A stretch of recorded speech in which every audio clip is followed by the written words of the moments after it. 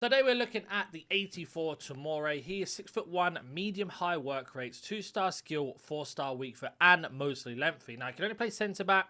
He has got some unbelievably good defensive stats, as you can see. Great strength and aggression as well. Not only that, he has really good agility and balance for a centre-back and composure, as well as having 90 sprint speed and 80 acceleration. Now, in terms of play styles, we've only got ourselves the block. Now, we've gone for an anchor today. I know a lot of people would recommend putting on a shadow, and the main reason being we jumped to footbin is I don't really think he needs to be boosted just in defense and pace because he is under mostly lengthy with an anchor. That is the most meta thing at the moment, and mostly lengthy means he gets quicker over the time the longer he sprints. So say you were running from the halfway line all the way to the box, he gets quicker and quicker and quicker and catches up with almost everyone. Now, if you want to put a hunter or a shadow on him, a shadow is going to make him controlled lengthy, which is a little bit less. Yes, it makes him faster in terms of statistics, but in actual gameplay, it doesn't really. And with an anchor as well, we boost up that strength, aggression, and jumping. But you can see there, it gives him 90 defensive awareness, 90 slide tackle, 98 standing tackle, as well as 94 sprint speed and 84 acceleration. And it makes him into an 89 rated centre-back. For a card that's only 84 rated, to be able to make him that high is absolutely insane. But that being said, we are playing in Foot Champ playoffs today, so we got ourselves some good competition. And let's just go see how Tomori does for us today. Stop right there. With the introduction of kits, tokens, and now evolutions needed FC points or coins to complete them, there is no better time than to head over to iggdm.com. Get yourself some coins, very, very cheap, fast and reliable. Use discount code NANIC at the store and get 5% off. The link will be in the description. So here is our opponent's team. We are playing in a 4-4-2 flat. Now, defending's a little bit different this year, and it is way more manual. So, for example, if you're very good at defending, you can make centre-backs look better. And if you're not very good and you've got the best defender in the game, you can make him look terrible. So there is that to consider. Don't forget that is very important when it comes to this. Of course, there are also exploits in the game to make players do certain things that defenders can't stop. So now that we've covered that, we can just see here. This is what I like about Tomori, his ability to be able to left stick dribble and then drive through. Obviously, I will not be driving him through like that normally, but it's just to show you how quick he is on the left stick dribble if we need him to be. So we get ourselves through here. Find Tomori on a turn, takes a shot. Oh, obviously would not normally be there, but from a corner. All right, there, great interception. Now we got ourselves a counter-attack underway from that good tackle. Can we capitalise on it? Good shot, blocked unfortunately. But again, you can see there, that's what we want him to do on that last man sort of press. We're on the edge of the box here, not where I want him. We do left stick dribble through, get the shot, and I've red timed it.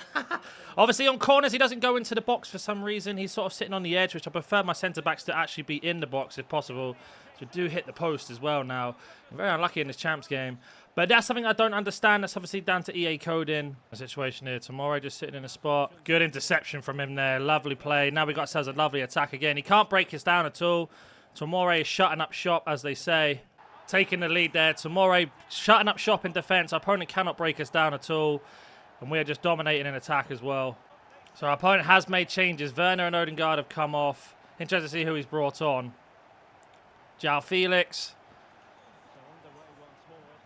And De Jong. So he's basically struggling to get through with his attack. So he's made changes already this early on because of how well Tomori and my other centre-back are playing. Bad play there. We've got Tomori coming over. Not a problem. Again, just using that pace. You see his recovery speed. Our guy trying to use skill. And we actually forced him into a bad play there. It's bad defending from me, though. I have to admit that pass. And a good save from the keeper. But again, you can see there, sometimes the passing isn't the best, but our positioning with Tomori to force him in to run into our other defender is exactly what you need to do with your defense most of the time in this game now, is mark the space. Tomori's got to win the ball. It's a dangerous pass. Good header from him. Now we've got good composure. Does get tackled, but again, his recovery speed. That's something that's very good about this card. Even if he does lose the ball, he can just drive out and he can recover as well, as we saw there. Turned around, and now we've actually got ourselves a very good attack on. I think he's just offside. That's a shame. But even if you make a mistake in the defense at the back, he is so quick on his recovery that it does actually make up for it, as you saw there himself. And then not only that, we drove out of the situation. Now, this is where he strives. Defending the corner against Van Dijk. Easy header out. And we managed to get ourselves a goal kick there with 2 overhead kicks. Very, very lucky. But again, just doing the defensive work that we need to do. Driving the passes out. This is what I like about the card, is his ability to be so composed. Reset the attack. Got Tomori here. Using that left stick if we can to try and weave way through. That's a shame. Yeah, reset the attack. Tomori, lovely pass in. Good control there from Dan Juma. Now we've got ourselves an overlap.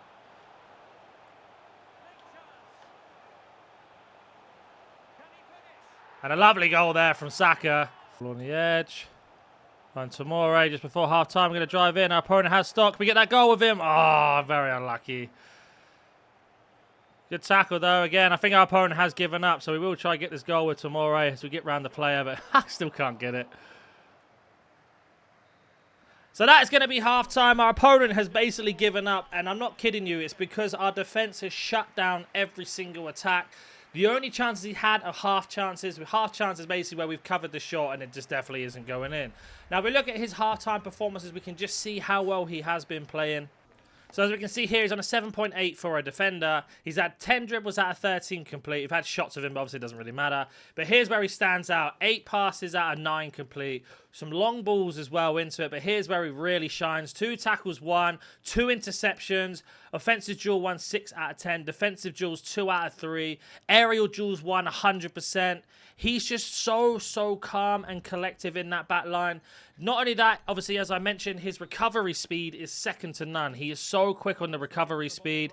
And I generally think our opponent might have actually just rubber banded and stopped playing. So what we'll do is we'll just go jump onto Footbin now, and we'll talk about the card overall.